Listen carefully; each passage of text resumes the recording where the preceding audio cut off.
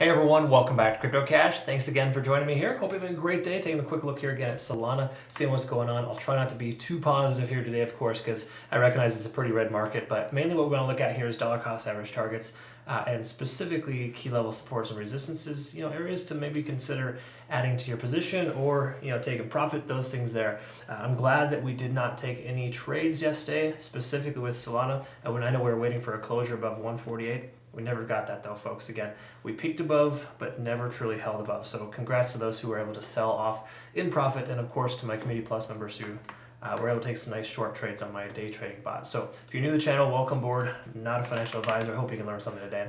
If you do learn something, comment below, like the video regardless, just so we can get this in front of more people. But more importantly, deeply appreciate your support and thank you again. You're very welcome. Also, it's a big, awesome family there. Thanks again. I'm speaking specifically also to my subscribers and my community members. You're an amazing part of my life. I deeply appreciate you. Thank you. So here's the thing. Solana has liquidation levels about 151 now. That's just above that most recent high. We can see there's just some late shorts here essentially adding to their portfolio there, and we can see that they're actually in the green. So I totally get it. Shorting Solana, while I don't like to do that myself personally, ever since Bitcoin's been pulling back, Solana's been doing so as well. So we got to recognize that Solana, while it does ramp up pretty decent, it will pull back with Bitcoin, if not more aggressively. So just keep that in mind.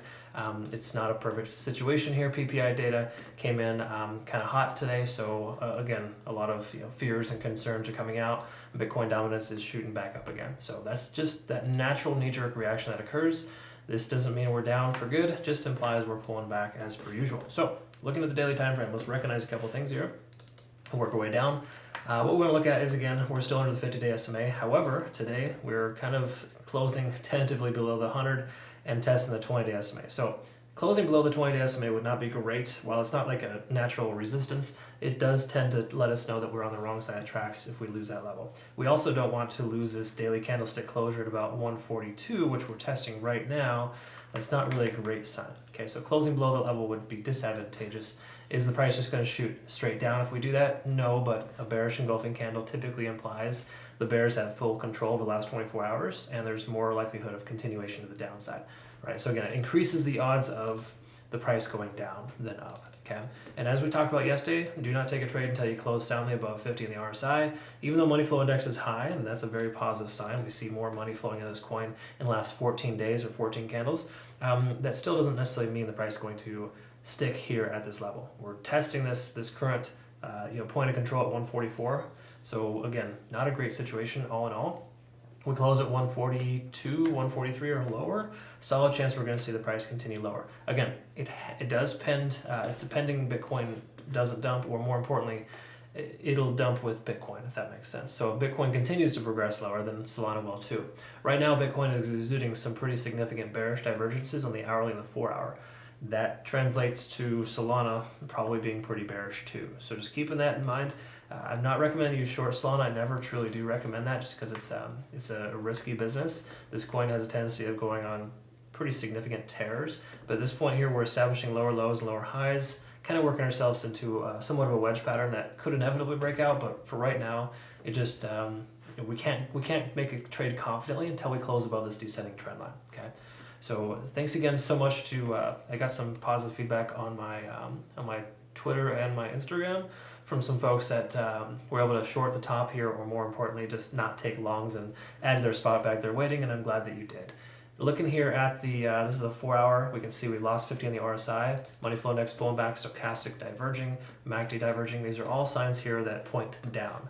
Now again, keep in mind folks, the market movers are very smart, or they're very crafty or shady. No matter how you look at it, they know how to play with your money. So what they do is they lull us into this sense of bearish behavior, and every single time you start going short, the price turns itself around and rips into the long position. So we've seen this ripsaw effect with Bitcoin.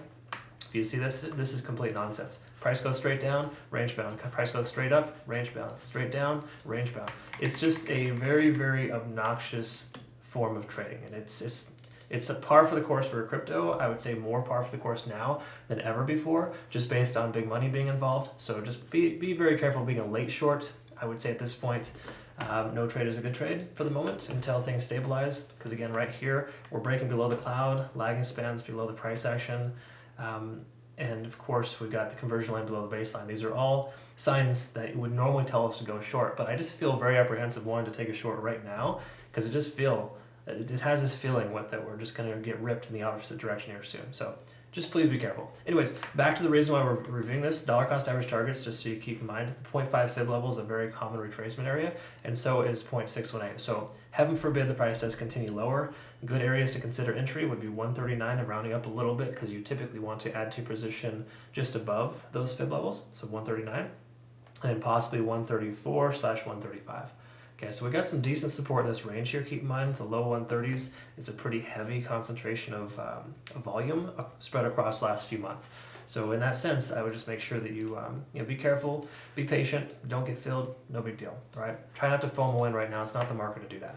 So I hope this made sense. I described this correctly. Do me a favor again, like the video, comment below if you have any thoughts there, and of course love to hear that. And obviously make sure you jump on over to BitUnix Phenomenal Exchange. I like to mention this in every video because I get the question, hey, what exchange do you prefer? Well, as a community, we prefer these guys because they've been very good to us.